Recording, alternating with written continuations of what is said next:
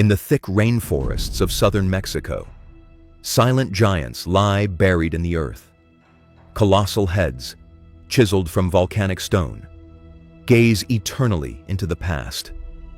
Each face is different, each expression is intentional, and yet no written record tells us why they were made, or by whom.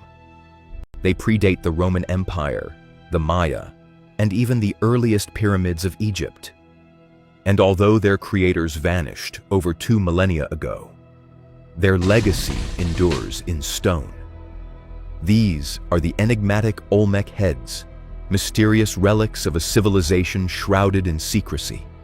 Long before the Inca ruled the Andes or the Maya etched glyphs into stone, there existed a culture in Mesoamerica that planted the seeds of civilization, the Olmecs. Flourishing between 1600 and 400 BCE, the Olmecs inhabited the swampy lowlands of present-day Veracruz and Tabasco. Here, amid dense jungles and rivers, they built the first true cities of Mesoamerica: San Lorenzo, La Venta, and Tres Zapotes. They engineered drainage systems, traded precious stones like jade and obsidian, and developed one of the earliest known writing systems in the Western Hemisphere. Their art is both haunting and sophisticated, steeped in religious and symbolic meaning. But what has captivated modern imagination the most are their stone heads. 17 have been found to date, scattered across the ancient Olmec heartland. Some weigh over 40 tons. All were carved without the use of metal tools or wheels. How was such a feat possible over 3,000 years ago? The mystery of the Olmec Heads began in 1862, when Mexican archaeologist José María Melgar y Serrano stumbled upon the first one in Tres Zapotes. He wrote of its Ethiopian features, an early observation that would later spark global debates. For decades, these heads remained largely forgotten by mainstream archaeology. It wasn't until the mid-20th century that the Olmec culture gained widespread recognition as the cradle of Mesoamerican civilization. Since then, 17 heads have been unearthed, each carved from massive basalt boulders transported from the Sierra de los Tuxtlas Mountains. The distance from quarry to city could exceed 50 miles. How did they move such weight without animals or carts? Most scholars believe they used rafts along rivers and log rollers across land, requiring hundreds of laborers over weeks, possibly months. This alone speaks to a centralized society with organization, labor planning, and a reverence for their leaders. But who do these massive heads depict?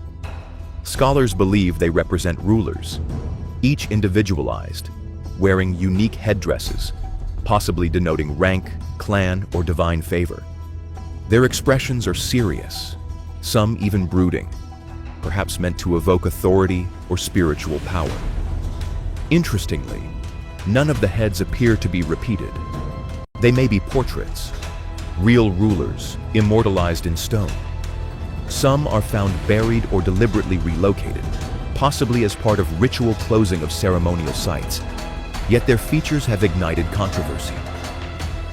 Some fringe theorists claim they display African characteristics and suggest contact between Africa and the Americas in prehistoric times. However, mainstream archaeology attributes their features to native Mesoamerican diversity.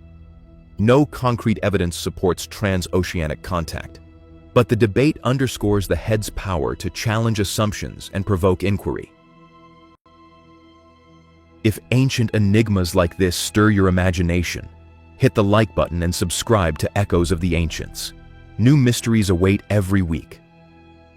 The engineering behind the heads is nothing short of astonishing. Each was carved using stone hammers, hundreds of hours of painstaking effort. Artisans worked the basalt to perfection, detailing lips, cheekbones, and headdresses without chisel or metal blade. Transporting the stones was an ordeal of strength and ingenuity. Some believe the Olmecs used seasonal river flooding to move the boulders on rafts.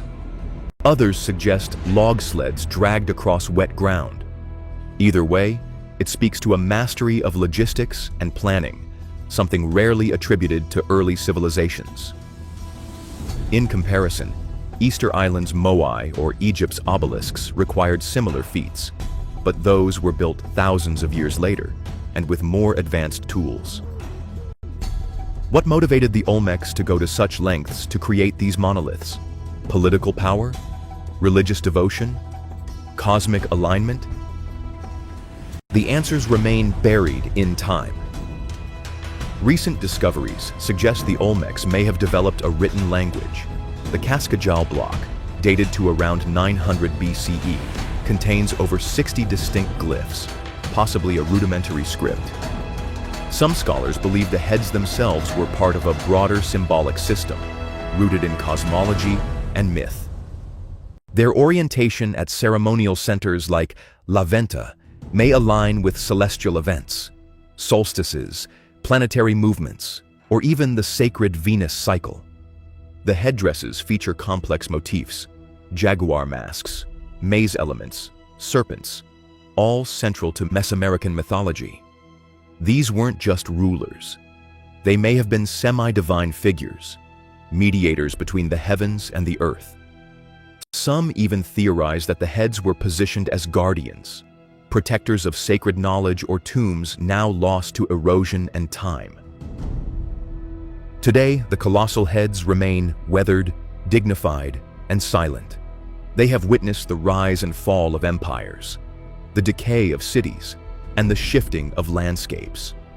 They ask us to look deeper, not just into stone, but into our own assumptions of what ancient people could achieve.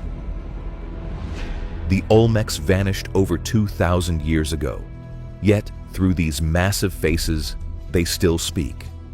They remind us that greatness can emerge in unlikely places, and that history hides more than it reveals.